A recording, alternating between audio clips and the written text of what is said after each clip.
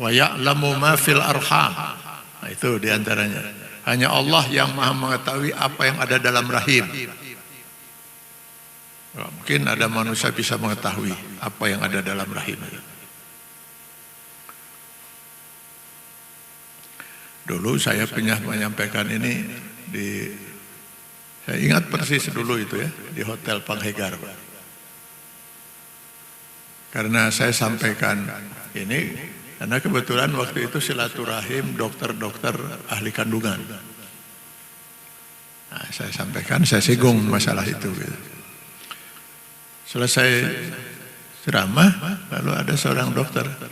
Sekarang sudah bisa Pak Kiai. Ini cerita tahun berapa ya? 85-an. Saya masih ingat sampai sekarang. Karena saya ingat itu cerita waktu saya baru akan punya anak pertama. Jadi dokter itu mengatakan sekarang sudah ditemukan Pak, alat USG. Di mana dengan alat ini kata dia bisa kita mengetahui apakah si janin itu laki-laki atau wanita. Bisa diketahui itu. Jadi ya saya bilang yang ada di dalam ayat ini tidak ada seorang pun yang bisa mengetahui ma fil arham. Ma itu segala sesuatu. Seperti lillahi ma fis samawati wa ma fil ard. Kepunyaan Allah lah segala sesuatu yang ada di langit dan segala sesuatu yang ada di bumi. Bukan hanya sesuatu, segala sesuatu ini milik Allah. Jadi yang dimaksud oleh ayat itu segala sesuatu yang terkait dengan yang ada dalam janin itu. Apakah bukan hanya urusan laki wanitanya aja? Umurnya berapa? Kapan dia akan meninggal, jodohnya siapa, rizkinya apa, ini orang akan baik atau tidak, celaka atau selamat, calon surga atau calon neraka. Nah itu mah itu. Itu yang dikatakan nggak mungkin, itu nggak pernah diajarkan pada siapapun. Nah itu ya. Laki dan wanita juga saya bilang nggak bisa dipastikan. Oh bisa Pak Jan, bisa. Bisa, masuklah saya bilang kalau gitu. Waktu itu kan belum begitu terkenal Pak alat USG itu, baru RSAS lah yang punya itu ya. Jadi Pak Tian nanti saya tunjukin katanya, silakan datang ke RSAS, saya tunjukin itu. Nah, kebetulan saya bilang istri saya sedang hamil. Nah, saya makanya ingat itu tahunnya karena istri saya hamil anak pertama. Oh gitu, bagus apalagi hamil berapa bulan? 7 saya bilang udah lebih. Wah itu mah jelas pisan itu. Sok bawa katanya. Baik saya bilang. Janjian kita besok jam berapa saya di RSAS. Jadi saya ajak istri saya bilang kita ke RSAS. Bisa diperiksa itu saya bilang di USG itu. Oh senang istri saya itu. Dulu belum terkenal yang itu alat USG itu. Banyaklah berdoa saya bilang. Berdoa apa? Mudah-mudahan gak terlihat. Lah, karena itu orang ini RSAS hari terus berdoa ulah ketinggali. Nanti saya ceritakan lah saya bilang. Periksa itu lama sekali itu, si dokter itu shot itu kan. Dok saya bilang gak apa-apa ini terlalu lama gitu. Karena saya nggak ngerti ya, yang namanya ronsen itu katanya nggak boleh terlalu sering gitu ya. Apa ini nggak mengganggu gitu ya, terlalu lama dia. Karena dia penasaran Pak, nggak kelihatan. Ya mungkin ketutup lah gitu ya. Mungkin posisi si bayi membuat itu nggak terlihat. Akhirnya udah dijelaskan lah, panjang kakinya berapa, pahanya berapa dan lain sebagainya dia tulis itu. Pas giliran seks gitu ya, jenis ini kelamin. Ya, pakai tanda tanya itu. Jadi gimana dok? Saya bilang, laki-laki perempuan? Wah gak kelihatan. Tuh, cek saya gak bisa kita pastikan dok. Licik, kemudian dirinya gak doa, gitu-gitu.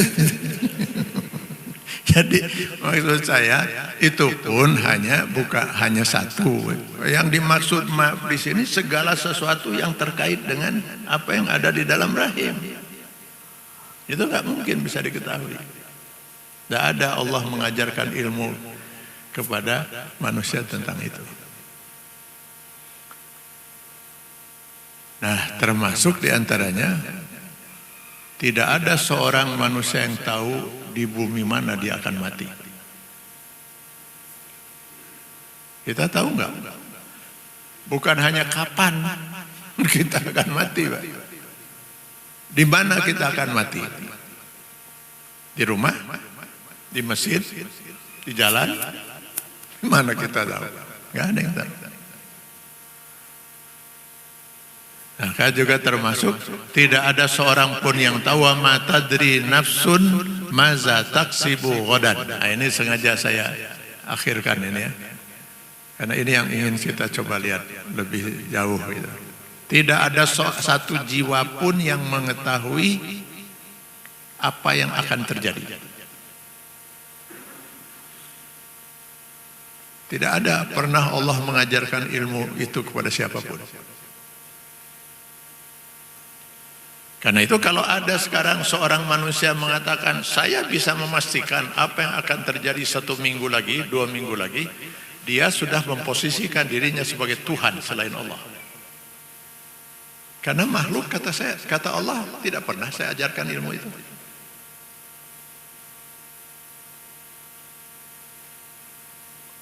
Nabi bisa nggak mengetahui apa yang akan terjadi? Nggak tahu. Wah, kalau Nabi Muhammad tahu apa yang akan terjadi, perang Uhud tidak akan terjadi. Ya. Mungkin Rasul akan mengatakan para sahabat, kita nggak jadi perang. Pi'elehun. Ya sarare lah gitulah. Nabi Muhammad nggak tahu apa yang akan terjadi. Loh, kok bisa dukun itu tahu? Maka para dukun, paranormal dan lain sebagainya itu dia sudah memposisikan dirinya sebagai Tuhan selain Allah. Saya tahu. Kata Allah tidak pernah saya ajarkan pada makhluk ilmu itu. Cek si dukun, saya tahu. Oh, dia sudah memposisikan dirinya sebagai Tuhan. Ini saya perlu menyampaikan sekarang ini karena saya yakin di Pilkadal ini kan banyak sekali yang datang ke dukun, Pak. Kalau dulu diberitakan lah di TV ya, sekarang mungkin dilarang diberitakan itu. Sampai para dukun pasang tarif itu.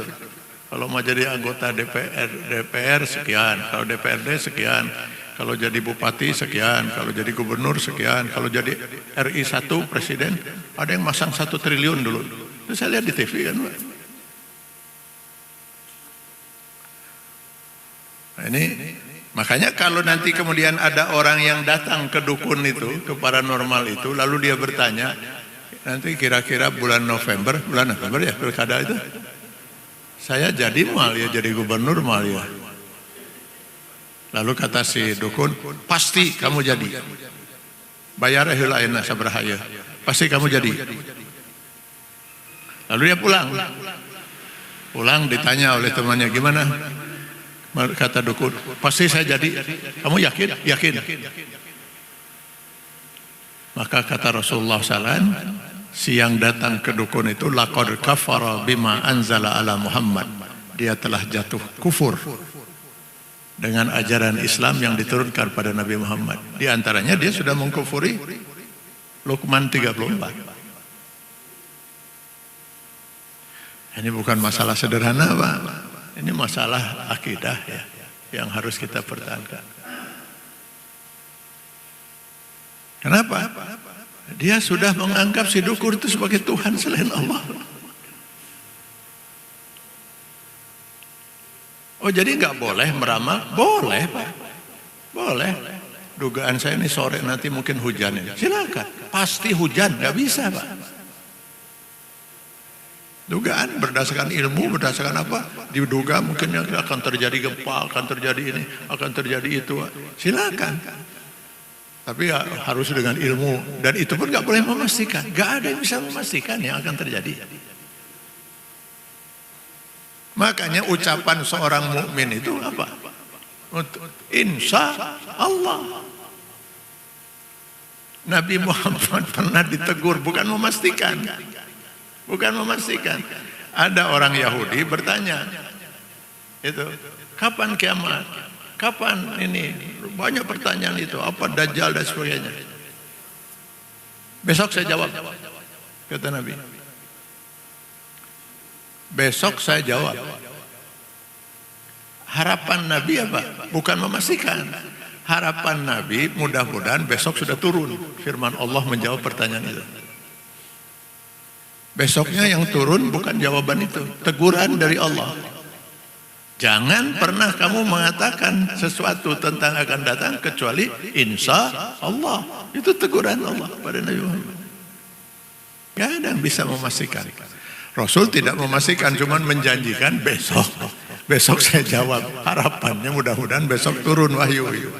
Turun wahyu untuk menegur Rasulullah, untuk tidak pernah menjanjikan yang akan datang. Nah, sekarang pertanyaannya, bagaimana kalau sekarang ada orang pergi ke dukun? Bertanya, ini mana? Pilkada bulan November saya kumaha jadi mal ya. Oh, terus diramal. Begitu pulang dia dari dukun ditanya oleh istrinya atau siapa, gimana ramalan dukun? Ngaco itu mah dukun nih. Ngaco kumaha? Masa saya diramal begini-begini? Ngawur itu dukun itu. Enggak percaya saya dengan ramalannya itu. Ngaco itu. Kafir tidak? Tidak, Pak. Kan kata Rasulullah, man ata urafan au kahinan fasa'alahu summa sadaqahu. Jika ada orang mendatangi dukun paranormal yang seperti itu, lalu dia minta diramal, lalu diramal, dan dia kemudian yakin, nah itu fasodakahu, maka baru dia kufur. Kalau dia tidak yakin, tidak jatuh, Pak. Aman itu keimanannya, aman itu. Tapi kan dia waktu pergi ke dukun itu kan sudah punya persiapan untuk yakin, nah kan, makanya dia pergi ke dukun walaupun akhirnya tidak yakin. Kan makanya dia pergi ke dukun jauh-jauh didatangan itu kan memang tadinya ada persiapan mau yakin tapi akhirnya tidak yakin. Nah karena dia sudah datang ke dukun walaupun kemudian tidak yakin, tidak gugur keimanannya. Cuman kata Rasulullah dalam hadis yang lain, 40 hari 40 malam sholat dia akan ditolak oleh Allah karena sudah datang itu. Bukan masalah sederhana jadi Pak. Jadi marilah bapak-bapak dan ibu-ibu kita pertahankan betul itu keimanan kita itu ya, la ilaha illallah itu. Bahwa kita berdosa, mudah-mudahan Allah berkenan mengampuni dosa-dosa kita, bertobatlah kita. Tapi jangan sampai ada kekufuran sekecil apapun. Rasulullah sampai mengatakan hati-hati. Jangan pernah bisa berharap seorang bisa masuk surga 1 detik pun kalau dia mempunyai nilai kemusyrikan sebesar zarah. Zarah itu apa? Atom, Pak. Sesuatu yang sangat kecil. Kemusyrikan sekecil itu Allah sudah tidak memberi izin dia untuk masuk surga sedetik pun, Pak. Pertahankan keimanan kita bahwa kita belum mampu melaksanakan apa yang kita imani. Allah Maha Pengampun untuk dosa-dosa kita.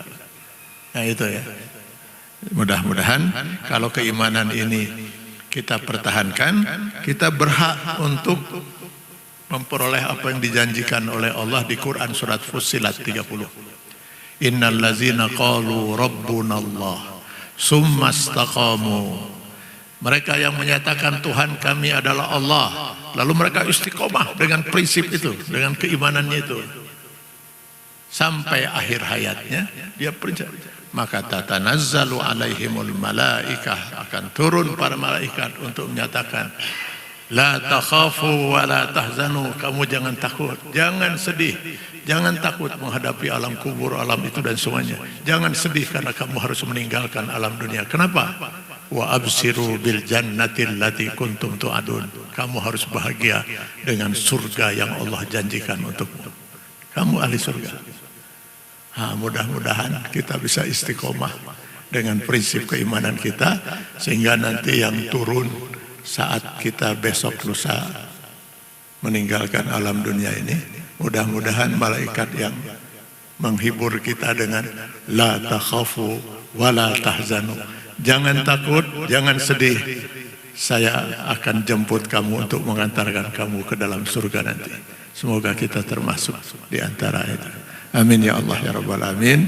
Terima kasih. Aku qouli hadza astaghfirullah li wa lakum. Assalamualaikum warahmatullahi wabarakatuh.